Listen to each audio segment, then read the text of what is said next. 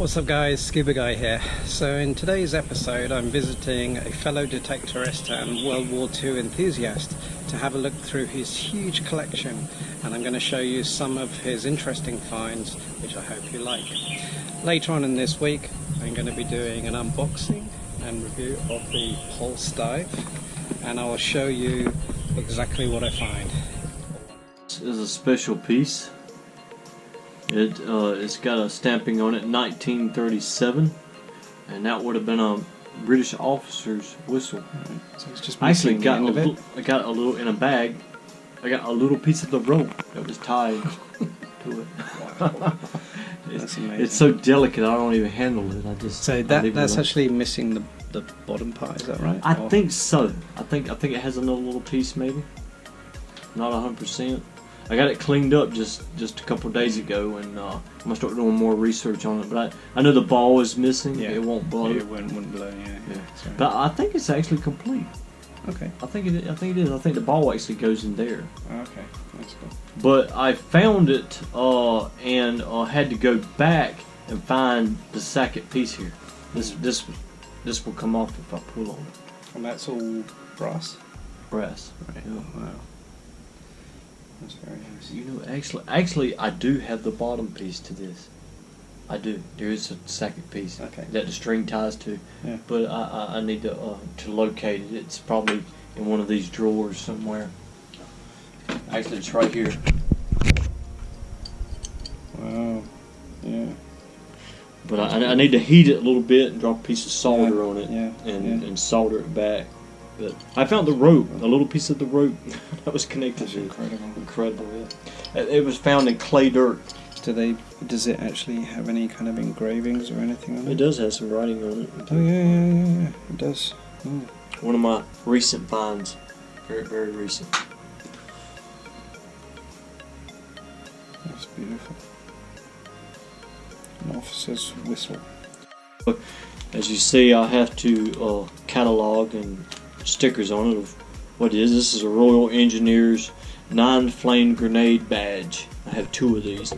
This one's going to the museum. Chin up close. That's really very beautiful badge. Royal Engineers. Very nice. Timothy does a really great job of restoring the artifacts that he finds and all the relics, and he really does preserve them really well. He does a very delicate process, and depending on what the find is, he may use a wax preserving process, so he may do electrolysis, or he may just do a very gentle toothpick. Yeah, so a kind of a non-evasive approach. But it's not just about collecting items. He doesn't want really to do that. It's about preserving history, and he's done some beautiful cases which he's going to be giving to museums across the world. That's amazing. Belt buckle. And is that actually, is it a snake? It's a snake. It's a snake. They started making these, I think, 1860s, the British military. And they used them up through World War II. Wow. That's one of my favorite finds. I've always liked that. And this is an example of all the webbings. That's amazing. This is a British officer's webbings attachment. The only other soldiers that would have been using these most of the time was a driver who drove a truck.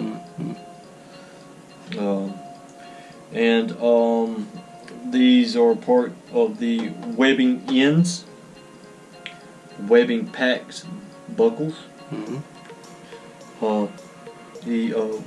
This is the pattern 1908, so it shows that they were using the 1908 webbings and the 1937. So they were using some really old equipment. That's amazing. And these are the examples of the webbings. These are L straps. I think that's right. That's what they call them. Yeah. I can't remember the name of everything. It'd be nice if I'd have built this display with tags. Yeah. which I may do later. These are all temporary. I mean, the amazing thing that I find is that everything that we have here this has been in the ground for like 80 years, and it's almost like the day they wore it. It's incredible. It takes a lot of time to bring this. This is a British helmet. It's found in Hong Kong. It has an electrolysis and then a wax treatment put on it. That's very cool. Here it is. Look at that. Isn't that amazing? I cannot believe the condition of it. It's got the head stamping on it, 1930. This is the British gas mask. All the leather is gone. No trace of eye pieces, and then the nose. The nose space. 1930. That's incredible. Oh, yeah, you can see the date. Yeah, that's very clear. I don't know if you can see that just there. The date on there. That went through here to strap this to the back of your head. These are the straps for that. And here, the Canadian buttons here in Hong Kong. Royal Engineers.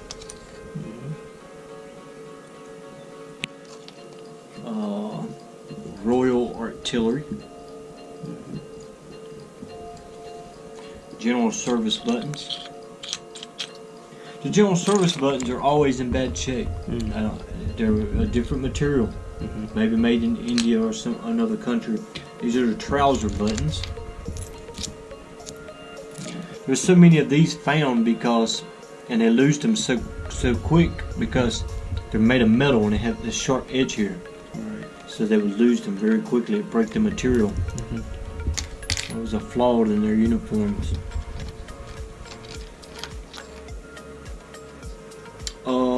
Middlesex soldiers, I do believe. These are most of these buttons you see here are going to school museums. Some in Hong Kong, some in England, places like that. These are some I have on the side. This whole set of stuff here is all going to a museum. Some of the best examples of the buttons. And it's everyone you see here is in here. And I showed you some earlier. This was a nice find. All the canteens in Hong Kong at the time was blue. If you can look closely, you can see the blue in there. And the paraffin wax that I have here is a preservative. And this is how you preserve. That's right. I heat this up on the stove. So this is solid wax. Paraffin wax. Yeah, it's clear. It's clear when it dries. This is submerged. Seals, takes all the air out, takes all the moisture out, and seals it. I done my helmets the same way. This was a cool little find, but this could be way before the war. But you see on TV these guys finding these pipes in England, and this was an English colony here since 1840, I believe. Yep, that's correct. It's a clay pipe. That's incredible. That actually really surprised me when Timothy showed me that, because I've actually found some in UK myself, and I know that they grow very I think this long. one was much longer because this doesn't fit there well. See, so I think it was more like a pipe this long. That's amazing. What was amazing is I found this, went back because I found a button or something significant, and I went back and I found the second half of it. But I was looking for it. I was like, maybe I can find some more of that pipe. And we're talking in the mountain jungle, so that was just a very lucky find. Well, that's one of my favorite little surface finds. Never find much on the surface. This is a keychain, and it says Saiwan abbreviated battery. The opposite side, it says shell store. Okay. This was found near the Saiwan battery, and this was a coastal gun defense. And they were mostly manned by Chinese soldiers or Cantonese soldiers, local Hong Kong soldiers. And the Japanese overrun their position, and they murdered them. They killed them all. They put them all in a shell room. 2 Chinese officers were able to escape. And but anyway, this is their keychain that they had, and this is a piece of history that don't belong to me. And this is going to the Coastal Defense Museum. So this was found right near the battery on the hillside. So it's kind of like a key fob, like you'd have maybe a loop or a key ring, and then the keys were attached to this. And this is quite heavy. Looks like it's made of brass. But you can see the shortened names Saiwan, and then BATY, short for battery, and then Shell Store. So when we say Shell Store, it's not a gasoline shell store. This is like ammunitions, gun shells. So that is unbelievable find, really. There's like so much history in this. You can tell the story. This was owned by an individual person. So It's most likely an officer who would have had keys to that shell room at Saiwan. And also, if you look closely, you'll see the way it's spelled. It was only spelled like that in the 1930s and 40s. Today's maps show it S-A-I-W-A-N, Saiwan. So that can place it to a certain time as well. That certain time period. Yeah, and on the British amazing. war maps, that's the way it's spelled. That's Something most of them. Yeah. And again, as Timothy said, this is actually going to a museum. Yeah, So this is something, you know, that needs to stay in Hong Kong. yeah, preserve the history. Yeah. Yeah. And they actually have a museum that's right across the street, up on the mountainside. But all of the place where this was found, all of this is connected, you know, and that's part of their history and will stay here in Hong Kong. Alright, but anyway, it's a chaplain's cross. It's broken at the top. I'm gonna have it repaired. It's a chaplain's cross, and there was one chaplain in the area at the Wong Nai Chung Gap. There's no way to prove it was his, but for as in his diaries, he was on that hillside. So I have a local historian here, Bill Lakes, who is going to try to look up the family, maybe look into it. This could be a return. That would be amazing. That's a definite historical event. You find something 80 years later, and then you trace the family and actually return the property to the family.